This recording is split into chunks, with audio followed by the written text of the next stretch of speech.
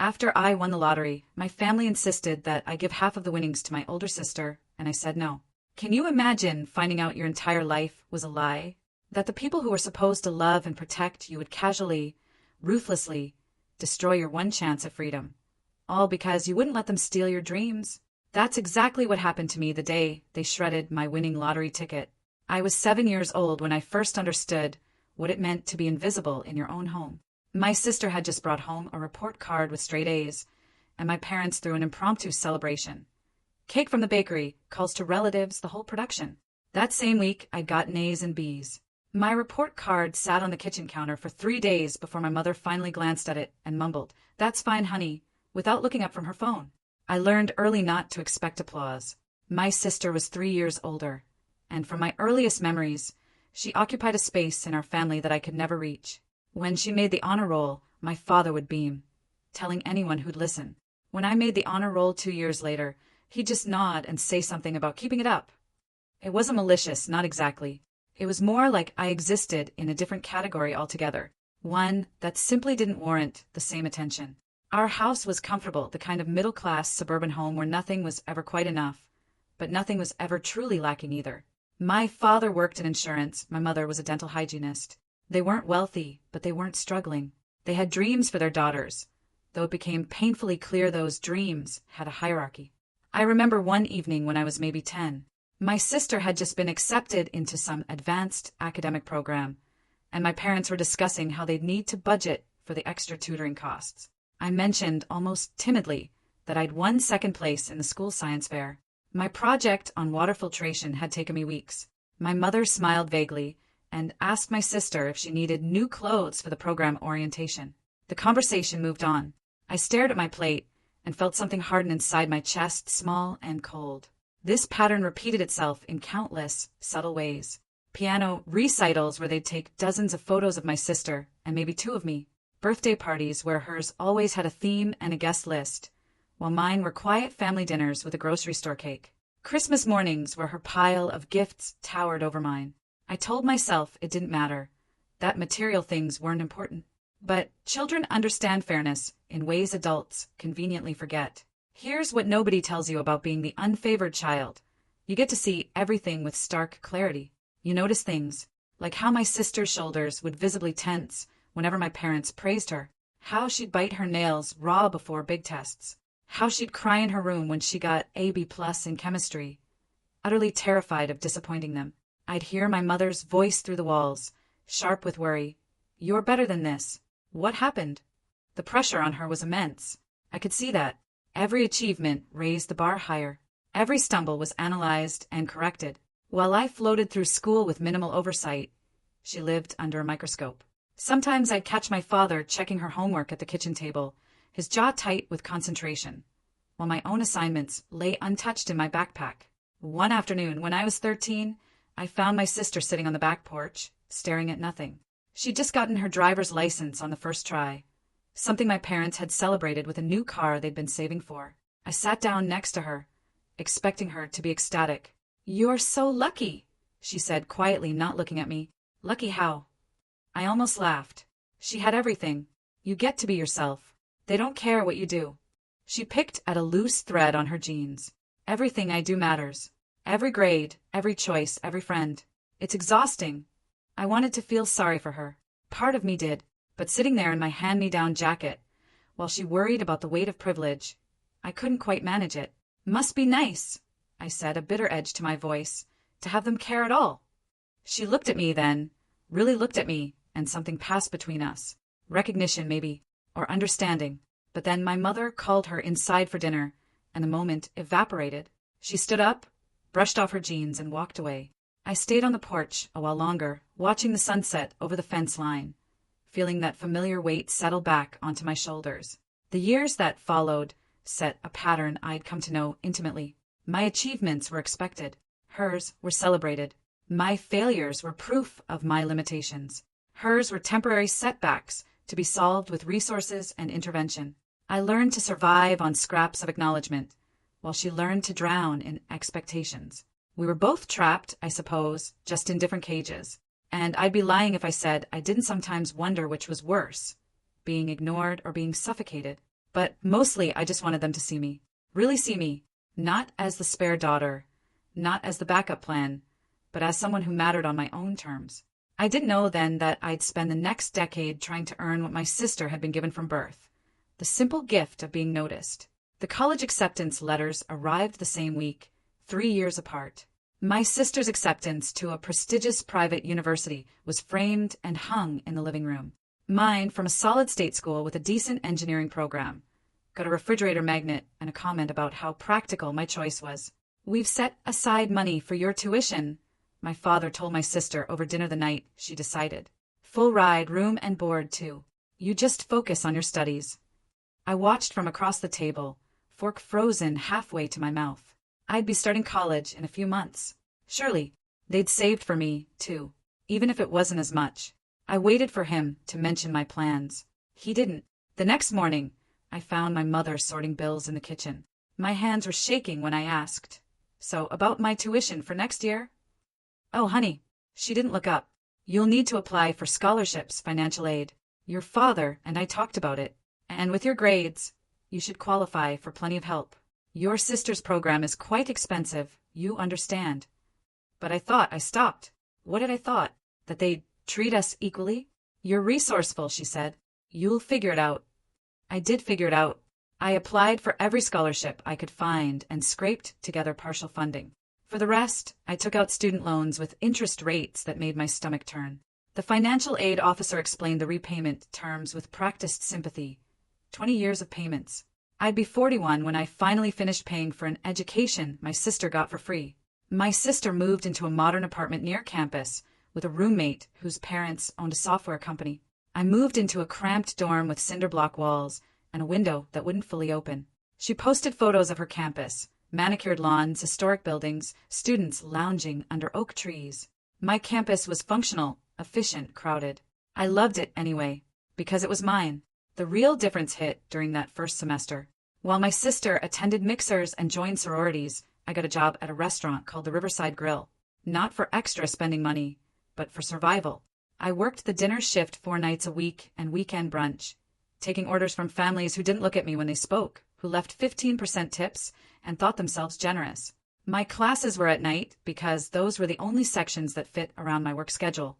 I'd serve tables until 10, drive back to campus, and study until 2 or 3 in the morning. Coffee became a food group. Sleep became a luxury. My eyes burned constantly from exhaustion, and I learned to function on 5 hours a night, then 4, then however much I could grab. The loans accumulated. First year, $15,000.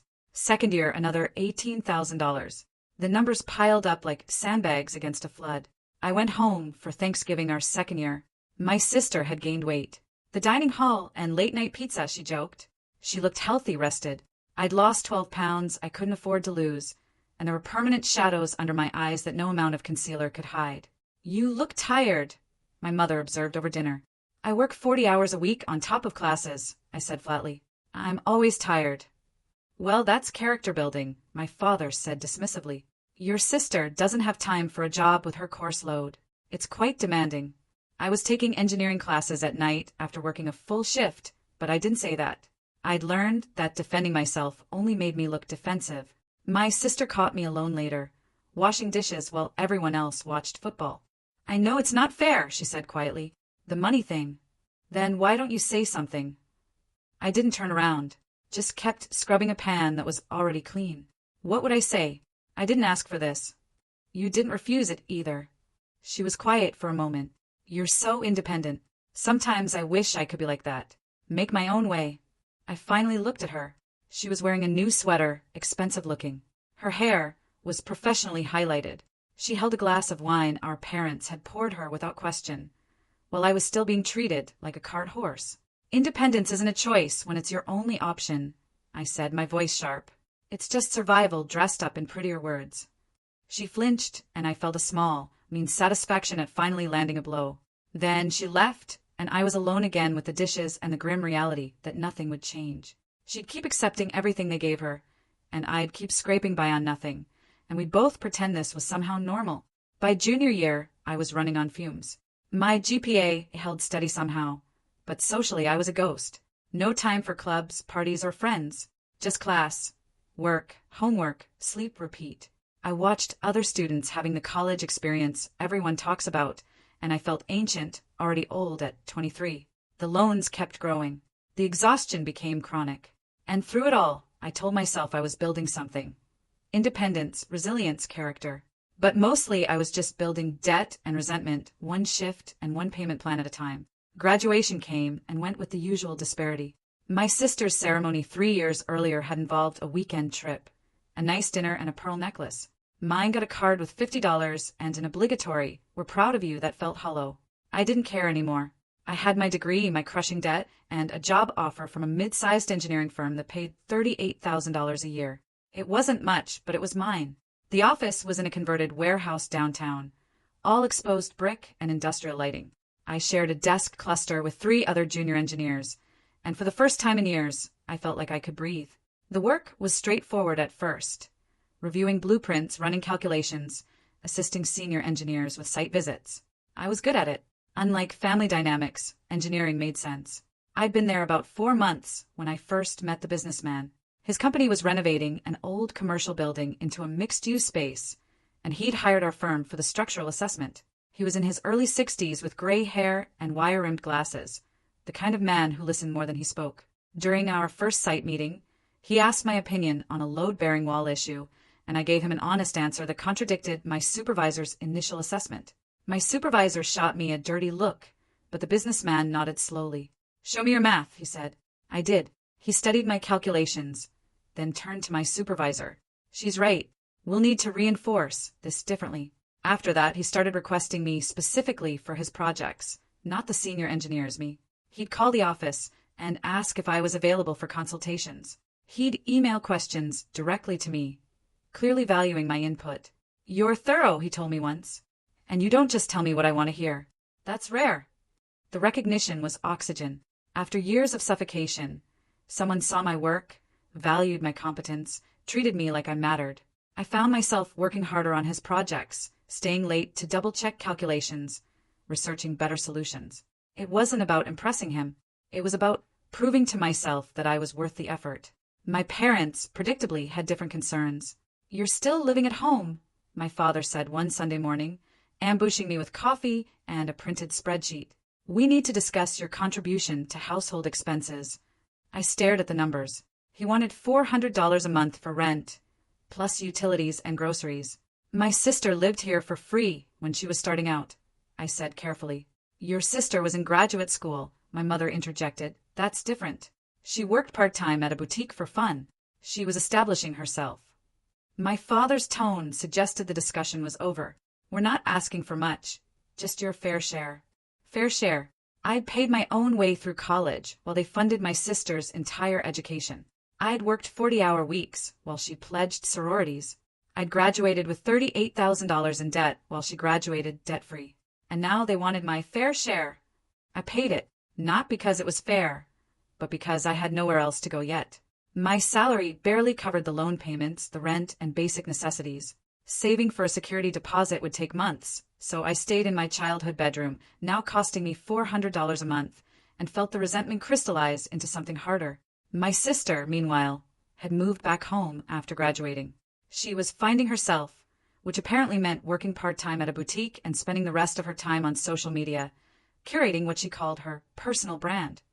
She paid nothing. When I pointed this out to my mother, she just said, "Your sister is going through a transition period. You're established in your career." Established. I was 24, making barely enough to survive and drowning in debt. But sure, established. The businessman noticed the stress. During a routine site check, he asked if I was sleeping enough. I laughed and told him sleep was a luxury. He didn't push, but later that week, he emailed me about a consulting opportunity, a side project his company was developing. The pay was modest, but significant for me. "You've got good instincts," he wrote. "I trust your judgment." Interested. I was. Not just for the money, though God knows I needed it, but for the validation. Someone believed in my skills enough to hire me independently. The work wasn't charity. It was legitimate consulting. I said yes immediately. That extra income became my escape fund. Every dollar I didn't absolutely need went into a separate account, hidden from my parents' view. Slowly, the number grew. $200, $500, $1,000. I watched it accumulate with the same fervent attention I'd once given to my student loan balance. Except this time, the number represented freedom. At home, the dynamic worsened. My sister's transition period stretched into months. She'd sleep until noon, spend afternoons at coffee shops taking filtered photos of lattes she charged to my parents' credit card, and complain about how hard it was to find meaningful work. She lived like a trust fund kid in a home our parents could barely afford to maintain. And I paid rent. I paid for groceries. I paid my fair share. I built my confidence through work and my escape fund through sheer stubborn will. And I waited for the day when I'd have enough saved to leave for good. A year passed in a blur of blueprints and rent payments. I turned 25 in March, celebrated with a cupcake from the office break room, and a text from my sister asking if I could cover her car insurance. I said no. It felt surprisingly good. The consulting work with the businessman had grown steadily. What started as occasional side projects had evolved into reliable income. More importantly, it had shown me I was good at this. Not just competent, actually good. You should think about going independent, he told me one afternoon in April. We were reviewing plans for a residential development in his office. Starting your own consultancy? I laughed. With what capital? I'm still paying off student loans. You don't need much to start. A business license, insurance, maybe a website. Your reputation will do the rest. He leaned against his desk. I'd be your first client. I'd refer you to my network. You've got the skills. You just need to bet on yourself. The idea took root immediately. My own business, my own clients, freedom from the 9-to-5 grind, the ability to choose my projects, set my rates, build something entirely mine. I spent 3 weeks building a business plan. Not a vague outline, but a real plan. Projected expenses, potential clients, marketing strategy, timeline for profitability. I researched LLC formation, insurance, and pricing. I stayed up until 2 or 3 in the morning running numbers, refining projections. The startup costs were modest. $5,000 for the first 6 months. I had $2,000 saved. I needed 3 more. I could get a business loan, but the interest rates were steep and approval uncertain with my existing debt. The logical solution, however uncomfortable, was obvious. Ask my parents. $3,000 with a clear repayment plan, less than they spent on my sister's monthly expenses. I practiced the conversation before approaching them one Sunday evening. My father was in his study, my mother reading in the living room. I asked them both to sit down. I want to start my own engineering consultancy. I began, keeping my voice steady. I've been doing consulting work for a year, and I've built a strong relationship with a client who's offered to mentor me and provide referrals. My mother's expression was already skeptical. I handed my father a printed copy of my business plan, 20 pages of research and projections. He flipped through it without reading. I need $3,000 for startup costs, I continued. I've saved $2,000 already. I'm asking for a short-term loan, not a gift. I've outlined a repayment schedule. No. My father closed the folder and set it on the coffee table. Just like that. No? You didn't even read it, I said, trying to keep the desperation out of my voice. I don't need to. Starting a business is risky, especially for someone your age. With your debt load, you have a stable job. That's more valuable than chasing some entrepreneurial fantasy. It's not a fantasy. I have a client ready to. One client isn't a business model, my mother interjected. What happens when he moves on? We're not enabling that kind of recklessness. You spent tens of thousands on her education, I said, my voice hardening. This is $3,000. A loan. Your sister's education was an investment in her future, my father said, his tone dismissive. This is different. We're trying to protect you from making a mistake. The conversation lasted another 10 minutes, but the outcome never changed. They wouldn't listen to my projections, wouldn't consider the business plan, wouldn't entertain the possibility that I might succeed. Every argument I made was dismissed with patronizing concern. I took my business plan back to my room and sat on my bed, staring at the pages I'd spent weeks perfecting, pages they hadn't bothered to read. The rejection shouldn't have surprised me, but this felt different. This wasn't about favoritism. This was about actively preventing me from building something. The businessman noticed my mood during our next meeting. You asked them, he said. It wasn't a question. They said no. He was quiet for a moment. I could loan you the money. No. I said it too quickly. Thank you, but no. I appreciate everything, but I can't. I need to do this on my own. Pride is expensive, he observed, not unkindly. So is debt to someone who's already done too much for me. I managed a weak smile. I'll figure it out. I'll save up. It'll just take longer. The offer stands, he said. When you're ready. I believe in this, and I believe in you. That doesn't change because your parents can't see what's in front of them. Those words, I believe in you, I carried them like a talisman for weeks. Someone believed in me. Someone saw potential where my parents saw only risk. It didn't fix the rejection, didn't give me the money I needed, but it planted something important. The knowledge that their inability to see my worth wasn't a reflection of my actual value.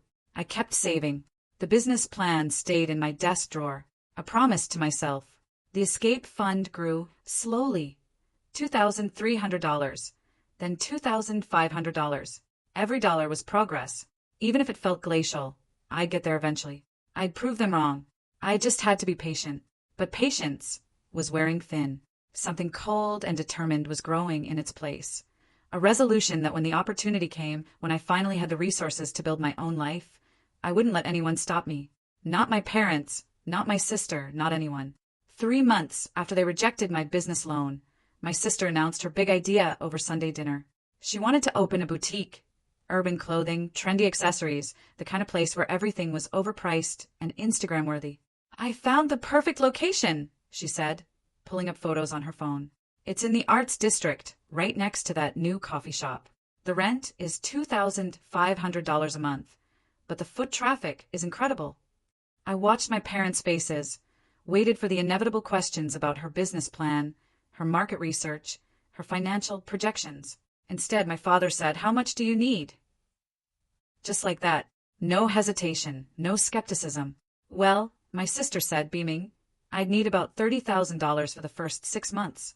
That covers rent, inventory, fixtures, marketing, insurance." "We can do that," my mother said, immediately, already smiling. I set my fork down carefully. $30,000. "It's a good opportunity," my father said, not looking at me. "Your sister has a vision. We want to support that." I asked for $3,000 for a business I'd already researched, with a client ready to hire me. "You said no." The table went quiet. My sister's enthusiasm dimmed slightly. My mother's smile tightened. "This is different," my mother said, her voice strained. "Your sister has a comprehensive plan. She just came up with this weeks ago. I worked on my plan for months." "Let's not make this about you," my father said sharply. "We're discussing your sister's opportunity. Can you be happy for her just once?" I looked at my sister. She met my eyes for a brief second, and I saw it. Guilt, awareness, the knowledge that this was wrong. But she didn't say anything. She never said anything. She just looked away. "I'm going out," I said, standing up. Nobody tried to stop me. I drove to the lakefront and sat in my car for 2 hours. $30,000. They had $30,000 to give away, and they'd told me $3,000 was too risky. The math was simple, brutal, impossible to rationalize. I wasn't worth the investment. I had never been worth the investment. The boutique opened 6 weeks later. My parents threw a launch party, posted endlessly on social media. I wasn't invited. Or rather, I was invited in the way you invite someone you expect will decline. A perfunctory text 2 days before. I went anyway, showed up in my work clothes, deliberately underdressed. The store was exactly what I'd expected. Exposed brick, vintage fixtures, racks of clothing with price tags that made my eyes water. My sister saw me come in, her face a mix of pleased and panicked. "You came," she said. "Wouldn't miss it," I said. "Looks good." "It's overwhelming," she admitted quietly. "I don't know what I'm doing. The inventory alone. I had no idea. And the supplier payments, the scheduling, the marketing. You could hire help." "With what money?" "Most of what they gave me is already gone. Everything cost more than I thought." She laughed nervously. "I keep thinking they're going to realize I'm failing and be so disappointed." I almost felt sorry for her.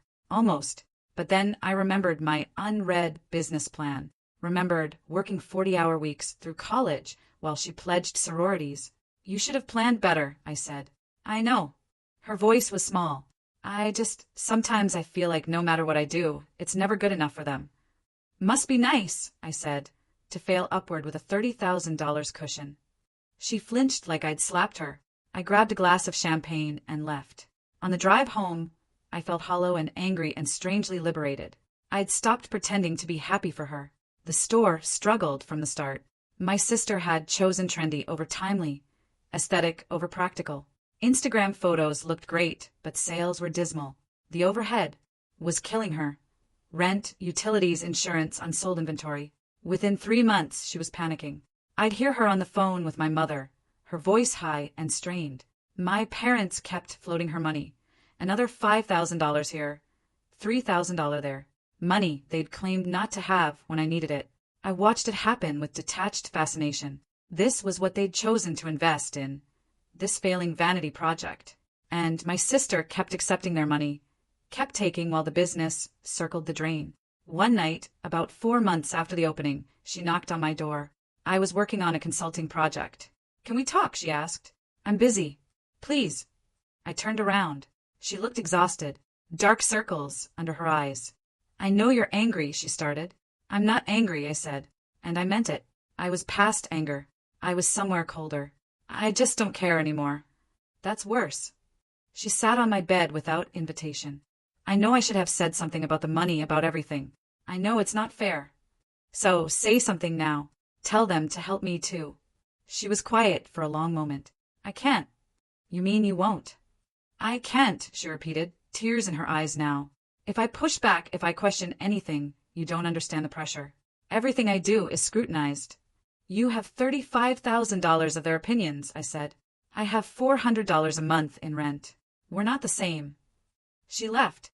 I went back to my work. The cold thing inside me got a little colder, a little harder. And I kept saving, kept planning, kept waiting for my chance to escape. The lottery tickets started as a joke to myself. I was 26, living in my childhood bedroom, paying rent to parents who'd given my sister $35,000 while refusing me $3,000. My escape fund had grown to $3,000, but apartment security deposits in this city required at least double that. I was stuck. Every Friday on my way home from work, I'd stop at the convenience store on Maple Street. $5, sometimes $10 if it had been a particularly bad week. Mega Millions, Powerball, whatever. I'd carefully fill out the numbers, fold the tickets into my wallet, and forget about them until the next drawing. It wasn't about winning. Not really. It was about 30 seconds of possibility between buying the ticket and reality setting back in. 30 seconds where I could imagine a life where money wasn't a constant calculation, where I could start my consultancy without begging, where I could leave this house and never look back. My sister noticed first. I was at the kitchen table one Saturday morning, checking the previous night's numbers on my phone. She walked in for coffee, saw the ticket in my hand, and laughed. "You buy those things?" She poured herself a cup, adding expensive creamer my parents bought specifically for her. "That's just a tax on people who can't do math," says the woman whose business lost $8,000 last month. I said without looking up. Her face went tight. "At least I'm trying to build something real. You're literally throwing money away on a fantasy. Isn't that what your boutique is?" She left the kitchen without another word. But she told her parents, because of course she did. That night at dinner, my father brought it up with a kind of concern that felt more like judgment. "Your sister mentioned you've been gambling," he said. "Lottery tickets?" "It's not gambling. It's $5 a week." "That's $260 a year," my mother added. "You could be putting that in savings." I almost laughed. "You gave her $35,000 for a failing business. I buy $10 in lottery tickets a month. We're not going to have this conversation." "That money was an investment in your sister's future," my father said. "This is just hope," I interrupted. "It's hope. That's what I'm buying, and it's my money." The judgment in their silence was deafening. My sister looked down at her plate, a small smile playing at her lips. She'd successfully redirected their disappointment onto me. The lottery tickets became a running joke in the house. My sister would make comments about winning big whenever she saw me. My parents would mention articles about lottery addictions. But sure, my $10 in lottery tickets was the real problem. At work, I tried to keep it private, but the businessman noticed during one of our site meetings. A lottery ticket fell out of my notebook. He picked it up, glanced at it, and handed it back without comment. The next week, he brought it up over coffee. We were discussing timeline projections, sitting in a cafe near the construction site. "The lottery ticket," he said. "You do that regularly?" I felt defensive immediately. "It's just a few dollars." "I'm not judging." He stirred his coffee slowly. I used to buy scratch tickets every Friday for 3 years after my first business failed. My ex-wife thought I was crazy. I stared at him. This successful businessman had bought lottery tickets? Did you ever win? $50 once. Spent it on more tickets. He smiled slightly. But that's not why I bought them. I bought them because I needed to believe things could change. That luck wasn't just for other people. Something in my chest loosened. That's exactly it. We all need hope, he said. The form it takes doesn't matter much. Some people pray. Some people buy lottery tickets. Some people work themselves half to death. You do all three. It was the most seen I'd felt in years. Not judged, not mocked. Seen. I believe you'll get there, he continued. With or without the lottery. You've got drive, intelligence, work ethic. You're building something. Even if your family can't see it, the consultancy will happen. Maybe not on their timeline, but on yours. I had to look away because my eyes were burning. Thank you. Don't thank me. Just keep going. And if buying lottery tickets gets you through the week, buy the damn tickets. After that conversation, I bought the tickets with less shame. They were mine. My small rebellion. My weekly ritual of possibility. Every Friday, same convenience store, same routine. The clerk started to recognize me. My sister's boutique continued to fail. My parents continued to bail her out. I continued to pay rent in my childhood bedroom. And every Friday, I'd buy my tickets and allow myself those 30 seconds of imagining different. A life where I was valued, a life where I was free. I never expected to win. That wasn't the point. The point was refusing to give up hope, even when hope seemed stupid. The point was believing that somehow things could change.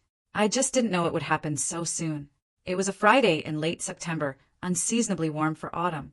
I'd had a particularly terrible day.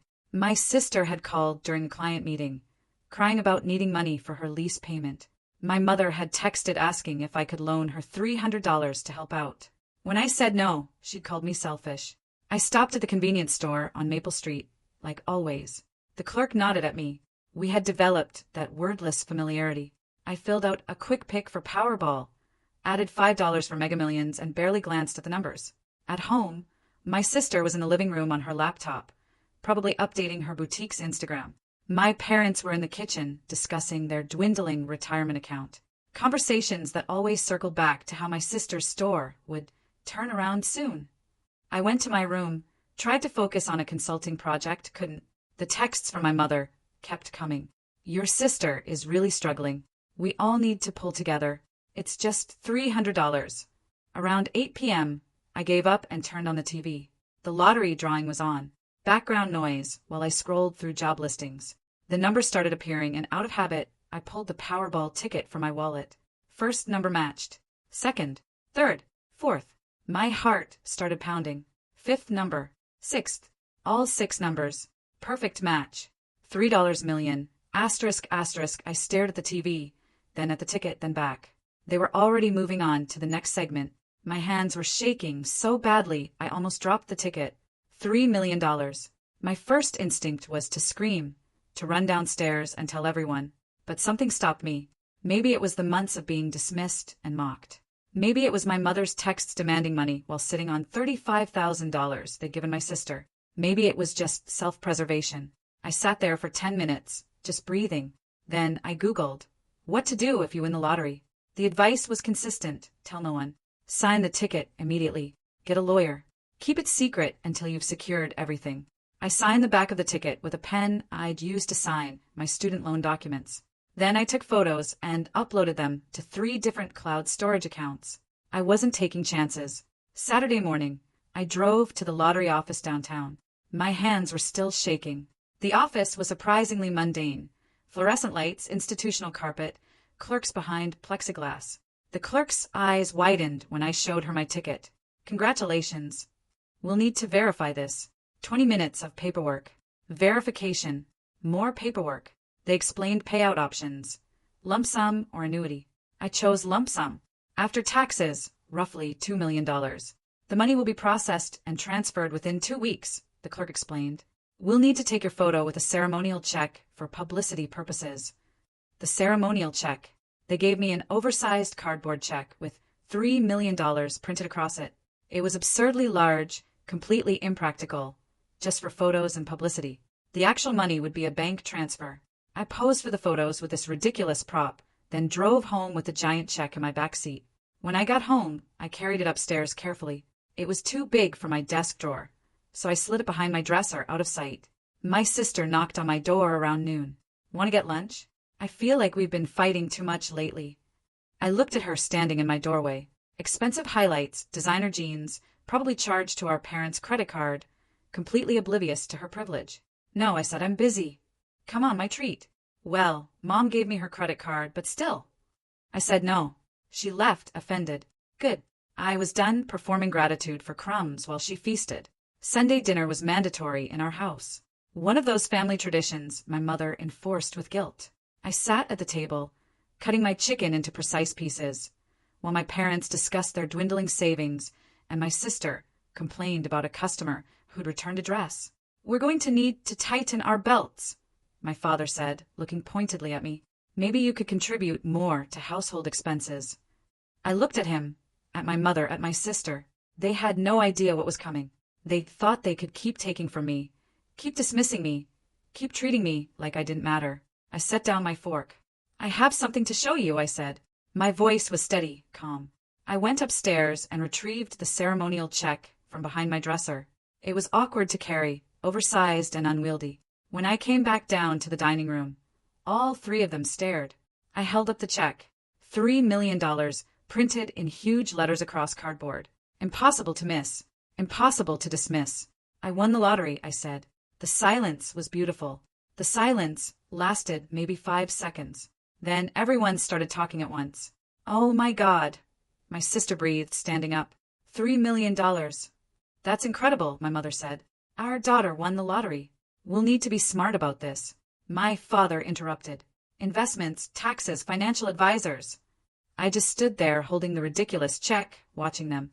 They were already deciding, already assuming, already planning how to spend my money. My mother recovered first, composing her face into something like pride. "Sweetheart, this is wonderful. This is a blessing for the whole family." "The whole family?" I repeated. My father leaned forward. "This kind of money requires careful planning. We can help you, like you helped me with my business loan." His jaw tightened. "This is different. This is serious money." $3,000 wasn't serious. "Let's not relitigate old arguments," my mother said quickly. "This is a happy occasion." My sister had been quiet, staring at the check. Now she looked up. "This could save my boutique," she said softly. There it was. Less than 2 minutes. "The store is struggling," she continued, gaining confidence. "But with the right investment, with enough capital to expand, this could turn everything around." "You want my lottery winnings to bail out your failing business?" "Not all of it. Just half would be more than enough. You'd still have $1.5 million, and I could actually make the boutique work." I looked at my parents, waited for them to tell her how absurd this was. Instead, my mother nodded. "That's actually quite reasonable. You'd both benefit." Reasonable. The word came out flat. "As a family, we should support each other," my father said. "Your sister's business has potential. Her business is failing because she has no plan. Because you gave her $30,000 without making her prove anything. Because you've spent her entire life telling her she's perfect, so she never learned to work for anything." "That's not fair," my sister said, her voice shaking. "You don't know the pressure." "The pressure?" I interrupted, and something inside me snapped into cold, crystalline clarity. The pressure of getting a fully funded education while I worked 40 hours a week. The pressure of living rent-free while I pay $400 a month. The pressure of having parents who actually believe in you. You don't understand. No, you don't understand. I pulled out my phone, set it on the table. "I have $38,000 in student loan debt. You have zero. I paid my way through school while you partied. I've been saving every spare dollar for 2 years just to afford a security deposit on an apartment, while you've blown through $35,000 on a store that loses money every month." "That's not," my mother tried. "I'm not finished. When I asked for $3,000 for a business I'd actually planned, you said no. Too risky. You didn't have the money." I pointed at my sister. 3 months later, you gave her $30,000. No questions, no business plan. Just yes, because she's the one who matters. "You're twisting this," my father said, but his voice lacked conviction. Am I? She's gotten everything from you. Money, support, attention, belief. And I've gotten rent bills and lectures about responsibility. I held the check close. This is mine. I bought the ticket. I won. Me, not us. Not the family. Me. But you live in our house, my mother said weakly. I live in a bedroom I pay for. That's all you've given me since I was 18. So, no, you don't get to call this a family windfall. And she definitely doesn't get half. My sister's face had gone pale. I'm your sister. Don't I deserve? You deserve what you've earned. A failing boutique and $35,000 in parental welfare. What you don't deserve is my money. You're being cruel, she said, tears starting. You don't know what it's like having them watch everything I do.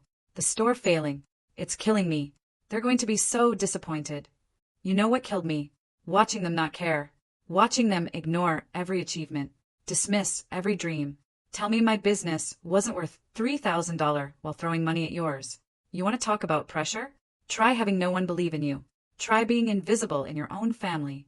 We've always, my mother started. You've always chosen her. Every time in every way. And now you want me to choose her, too. To give her half of the only lucky thing that's ever happened to me. I paused. No. If you don't share with your sister, my father said, his voice cold now, there will be consequences. You'll need to find somewhere else to live. I looked at him. This man, who would throw me out over money he felt entitled to. Fine, I said. I was planning to move out anyway. Now I can afford it. I took the check upstairs, closed my door, and locked it. Behind it, I could hear raised voices, arguing, my sister crying. I sat on my bed with my ceremonial check and felt nothing. No guilt, no regret, no doubt. Just the cold certainty that I'd finally said what needed to be said. I barely slept that night, not from anxiety or regret, but from pure adrenaline. I kept replaying the confrontation. My father's threat, my sister's tears. None of it moved me. I was done. Around 2 a.m., I started looking at apartments online. 1-bedrooms in decent neighborhoods, places with actual kitchens, places where I wouldn't be paying rent to people who resented my existence. I bookmarked 7 listings. I must have fallen asleep around 4 because I woke to sunlight and voices downstairs. Angry voices, my sister's defensiveness, my mother's sharp interjections. They were still arguing about the money. I got dressed slowly. Jeans, shirt, work boots. If I was getting thrown out, I'd be ready. I packed my laptop, important documents, my grandmother's ring. The essentials fit in my work bag. When I finally went downstairs around 9, the house was quiet. Too quiet. The silence felt calculated. I walked toward the dining room and stopped in the doorway. They were all there, my father, my mother, my sister, sitting at the table like judges. And on the table in front of them, the check, shredded into dozens of pieces, scattered like confetti. I stared at it, at the strips of cardboard with fragments of letters. $3 million torn into the N. Mill Ion. My sister held the scissors like a trophy, her eyes bright with something like victory. There was a wildness to her expression. Desperation masquerading as power. We're not letting you tear this family apart, my father said, his voice hard. If you won't share with your sister, then no one gets the money. It's your own fault, my mother added, her voice smug. You forced us to do this. I couldn't speak. I just stood there, looking at the destroyed check, at my sister's triumphant face. They thought they'd won. They actually thought. The laugh started small, just a huff of breath. Then it grew. I tried to stop it, pressed my hand over my mouth, but it kept coming. Laughter, real, genuine, almost hysterical, the kind that makes your eyes water. What's so funny? My father demanded, his voice losing its certainty. I couldn't answer. I was laughing too hard, tears streaming down my face. I bent over, hands on my knees, trying to catch my breath. Every time I looked at their confused faces, I laughed harder. Stop it, my sister said, but there was a tremor in her voice now. I straightened up, wiping my eyes. You destroyed the ceremonial check, I said, my voice still shaking with suppressed mirth. The fake one. The cardboard prop they give you for photos. The color drained from my sister's face. She looked down at the scissors, then at the destroyed check, then back at me. No, she whispered. That was just cardboard, I continued. A prop. You destroyed a worthless piece of cardboard. My father stood up abruptly. You're lying. Am I? I pulled out my phone, showed them the official paperwork, the confirmation email, the deposit schedule. $2 million after taxes. Direct deposit should hit my account by next. Friday. The real ticket was processed 2 days ago. My mother made a sound like a wounded animal. But I said, I won $3 million. I didn't say that check was the actual prize. That's what they give you for the photo op. The real money is already mine. My sister dropped the scissors. They clattered against the table. This isn't fair, she cried, her voice thick with tears. You tricked us. I didn't trick you. You assumed. You got greedy, vindictive, and stupid. You destroyed something without knowing what it was. I looked at my parents. You let us, my father started. I let you show exactly who you are. I let you prove that when you can't control me, you'll try to hurt me instead. Thank you for making this easier. I looked at each of them. My father red-faced, my mother pale, my sister crying. Her triumph curdled into humiliation. I'm leaving, I said. Today. I'll be out by this afternoon. Where will you go? My mother asked weakly. Anywhere but here. I paused. Oh, and the boutique? It's going to fail. Not because I didn't help, but because it was always going to fail. You can't buy competence. You can't fund work ethic. My sister sobbed harder. Good. I went upstairs and started packing. Behind me, I could hear them talking, arguing, crying. But their voices were already fading, becoming irrelevant. In my bag, clothes, important papers, laptop, my escape fund, my phone, the business plan I'd written a year ago. I took one last look at my childhood bedroom, at the walls I'd stared at through sleepless nights, at the desk where I'd studied and planned and dreamed of escape. It was just a room. It had never been home. Home was supposed to be safe. Home was supposed to be where people saw you, valued you. This was just the place I'd survived until I could leave. I picked up my bags and walked out. I made it halfway down the stairs before my mother appeared at the bottom, blocking my path. Her makeup was smeared from crying. Please, she said, please don't go like this. We can talk. There's nothing to work out. I adjusted my bag. Excuse me. You're overreacting. We made a mistake. You destroyed what you thought was my lottery ticket out of spite because I wouldn't give half my winnings to subsidize my sister's failing business. That's not a mistake. That's who you are. We were angry. People do things when they're angry. Angry about what? Angry that I finally said no. Angry that for once I have something you didn't give me and can't take away. She flinched.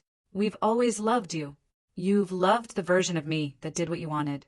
The quiet one who didn't complain, didn't ask for much. That version was very convenient.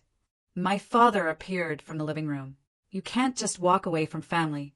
Watch me. We're cutting you off, he said, voice hard. No more contact, no more help. I've been on my own since I was 18. The only difference is now I won't be sending you rent checks. My sister came down the stairs behind me, her face blotchy from crying. She looked younger, stripped of her usual presentation. Wait, she said, voice small. I turned to look at her, waited. I'm sorry, she said, halting. I'm sorry we destroyed the check. I know it wasn't fair. I know I've got more than you. I know you're right. Okay, I said, not forgiven. Just acknowledged. But if you leave, her voice broke. If you leave, I don't know what I'll do. The store is failing and I don't know how to do any of this without them. Without help. I've never had to. There it was. The confession I'd always known but never heard spoken. My sister had no idea how to function independently. They'd given her money but not tools, privilege, but not skills. That's not my problem, I said truthfully. But you could teach me. You know how to survive. You could help me. No. The word was final. I spent 26 years watching you get everything while I got nothing. I'm not going to spend the next 26 teaching you how to be the person you should have become on your own. That's cruel. My mother said, She's struggling. She's struggling because you never let her struggle. You smoothed every path, solved every problem, funded every failure. You created this. We don't have any money left, my father said quietly. We gave it all to her. Our savings are gone. We were counting on your lottery money to... I stared at him. You were counting on my lottery money to recover from your bad financial decisions. His silence was answer enough. What are we supposed to do? My mother asked. Figured out. The same way I figured out how to pay for college. The same way I figured out everything, because asking you for help was never an option. I walked past my mother, heading for the door. My sister followed. At least tell me how, she said desperately. How do I make the store work? Close it, I said. Close the store. Cut your losses. Get a regular job. Learn to live within your means. But the money they spent is gone. It was always going to be gone. I reached the front door, pulled it open. Fresh air hit my face. I can't do this without help, my sister cried. Then learn, I said. Or don't. Either way, it's not my concern anymore. You're really leaving, my father said. I really am. I turned back one last time. For what it's worth, I hope you figure it out. But mostly, I hope I never have to come back here. When you change your mind, my mother started. I won't. Goodbye. I walked out, down the steps toward my car. Behind me, I heard my sister saying something, my mother crying, but I didn't turn around. I put my bag in the trunk and pulled out. In my rear-view mirror, I could see them on the porch watching me leave. I drove to the lake, parked, and sat there, just breathing, processing. I'd left. After 26 years, I'd finally done it. My phone buzzed. A text from my mother. Please come home. I deleted it, then started calling the apartments I'd bookmarked. By evening, I'd signed a lease on a one-bedroom with good security. Move-in date, next week. I paid the deposit without flinching. I checked into a hotel for the next few days, clean and quiet and mine. I ordered room service, took a long shower, and lay on the bed staring at the ceiling. I felt strange. Not happy exactly. More like light. Like I'd been carrying something heavy for so long I'd forgotten it was there. My phone buzzed again. My mother, my father, my sister with a long message about how sorry she was, but could I please help her with the store? I blocked all 3 numbers. Then I called the businessman. I did it, I said. I left. Good for you, he said. Are you okay? I think so. I will be. The consultancy offer still stands. When you're ready. I'm ready now, I said. And I was. The week between leaving and moving into my apartment passed in a strange, suspended state. I worked remotely from the hotel, functioned normally while my entire world had shifted. The businessman gave me a project immediately. You need structure, he'd said. Change is good, but too much at once can be destabilizing. He was right. Work kept me from spiraling into the guilt they'd tried so hard to instill. The texts kept coming before I'd blocked them. My mothers were desperate and manipulative in turns. How can you abandon your family? Followed by, we love you and just want to help. My fathers were shorter, angrier. You'll regret this. I saved them before blocking, not to reread, but as evidence, proof that I wasn't crazy, that my decision was right. My sister's messages cycled through emotions. First apologetic, I know I messed up. Then desperate, the store is failing faster. Then angry, you're always playing the victim. Then back to desperate, please, I'm drowning here. I didn't respond to any of them.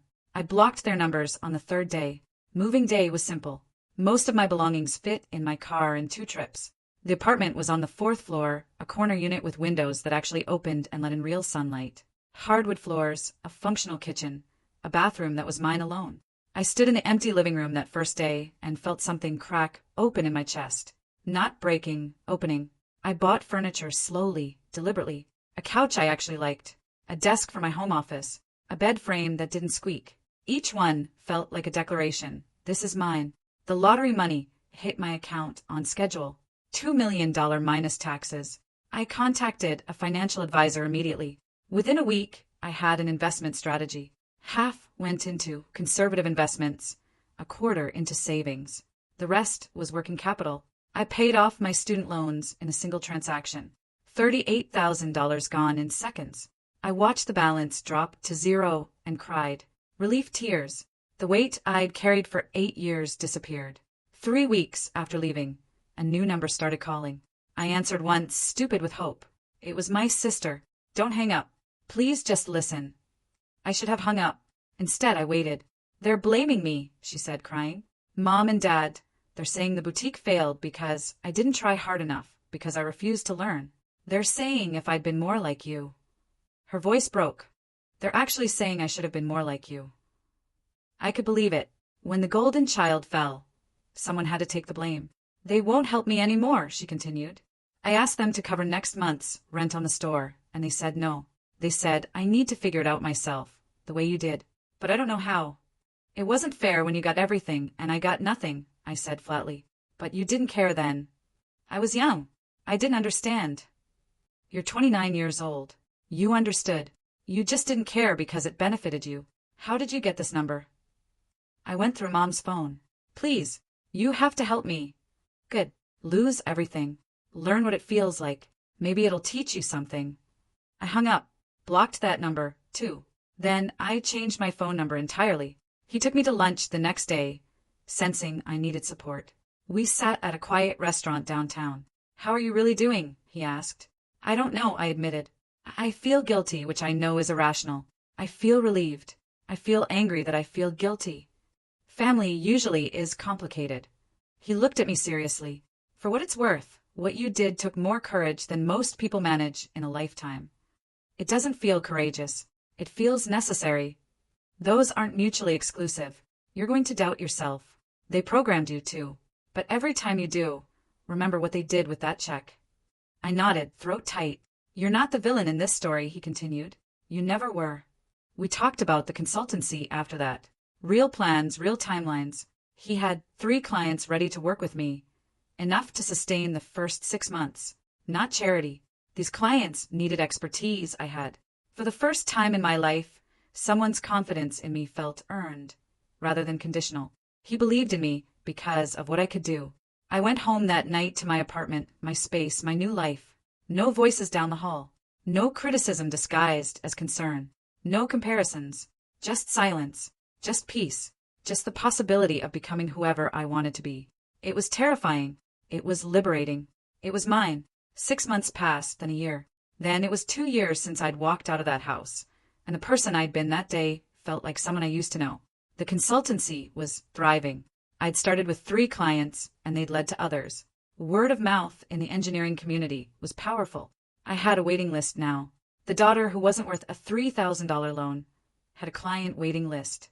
I hired my first employee after 18 months, a young engineer, fresh out of school, bright and hungry. I paid her well, gave her real responsibilities, made sure she knew her value. My apartment still felt like a miracle some mornings. I'd wake up in my own space with no one to answer to, and feel profound gratitude. I'd bought art for the walls, plants I actually kept alive, a coffee maker that represented freedom. The family's attempts at contact had dwindled over time. The first few months were relentless. New numbers, emails, letters. Eventually, the attempts became sporadic. A text on my birthday, "We miss you." An email at Christmas, "The door is always open." I never responded. I found out what happened to them through a mutual acquaintance who knew my mother. She mentioned it casually over coffee. My sister's boutique had closed after 7 months. She'd lost everything my parents had invested. She was working retail now, at a department store. Entry-level hourly wage. She'd moved back home initially, but that hadn't lasted. Too much tension. Too much blame. She was in a studio apartment now, learning what it meant to survive paycheck to paycheck. Part of me felt vindicated. A larger part just felt tired. My parents had depleted their retirement savings entirely. The boutique investment had wiped them out. They were both still working in their early 60s, jobs they'd hoped to retire from. They'd downsized to a smaller house, sold the car, made financial compromises they'd never imagined. They blamed each other. They blamed my sister. They blamed me. Everyone except themselves. I should have felt more about it, but mostly I felt nothing. They'd made their choices. I'd made mine. The businessman, Gregory, took me to dinner on the 2-year anniversary of leaving. We'd done this every 6 months. "You look happy," he said. "Actually happy." "I think I am," I said, realizing it was true. Not giddy happiness, but something steadier. Peace. "Have you thought about reaching out to them?" he asked carefully. "Sometimes. Usually when something good happens, and there's this instinct to share it. Then I remember who they are, and the instinct dies. That's probably healthy." My sister tried to contact me last month. New number, left a voicemail. She sounded different. Tired, but more real than I'd ever heard her. She said she was sorry that she understood now. "Did you call back?" "No, I can't be her life raft. She needs to learn to swim on her own." "You're not cruel," he said firmly. "You're boundaried. There's a difference." We talked about the business after that, about expansion, about the future I was building. He was proud of me in a way my actual father had never been. I'd found better family in a professional relationship than I'd ever had in my biological one. The next morning, I drove past my parents' old house. Not the smaller one they'd moved to, but the one where I'd grown up. A different family lived there now. New curtains in my bedroom window, a swing set in the backyard, kids' bikes on the lawn. I sat in my car across the street, looking at the house that had never quite been home, waiting to feel something. But it was just a building, just bricks and memories that belonged to someone else now. I drove away and didn't look back. That evening, I sat in my apartment with tea, looking out at city lights. My phone buzzed. A new client inquiry. I responded, set up a consultation, and felt the quiet thrill of work I was good at. Somewhere in this city, my family was struggling with consequences of their own making. My sister was learning what I'd known since I was 18. My parents were facing a retirement they hadn't planned for. I could have felt guilty, but I'd stopped setting myself on fire to keep them warm. I'd stopped accepting blame for their choices. I'd stopped waiting for them to see my value. I'd simply started living as if I had value, regardless of whether they saw it. And somewhere in that shift, I'd found something they could never give me and could never take away. Peace. Real peace.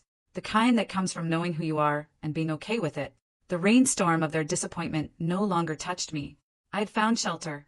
I'd built a roof over my own head with my own hands, with money I'd earned and luck I'd claimed and choices I'd made. And I was finally, genuinely, completely free. What do you think? Did my parents and sister deserve what they got, or was my reaction too harsh? Have you ever had a moment where you finally stood up for yourself in a way that changed everything? Tell me what you think. I really want to know.